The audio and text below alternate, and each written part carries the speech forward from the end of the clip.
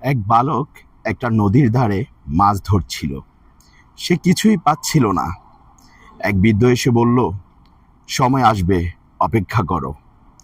বালকটি হতাশ হয়ে বিরক্ত হয়ে চলে গেল। কিন্তু কিছুক্ষণ পরেই সে নদীতে অনেক মাছ ধরা পড়ল।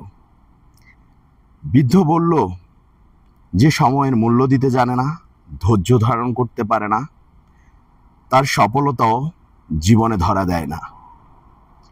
বালক বলল, বুঝতে পারলাম, পৃথিবীর সবচেয়ে বড় শিক্ষা ধৈর্য ধারণ করা, সময়কে মূল্যায়ন করা। আর এটি দ্বারা আমরা এটাই বুঝলাম, সময়কে যে মূল্যায়ন করতে পারে না, সে কখনোই সফলতা অর্জন করতে পারে না। সফলতা অর্জন করতে হলে অবশ্যই সময়কে গুরুত্ব দিতে হবে, ধৈর্য ধারণ করতে হবে এবং চেষ্টা অবশ্যক থাকতে হবে।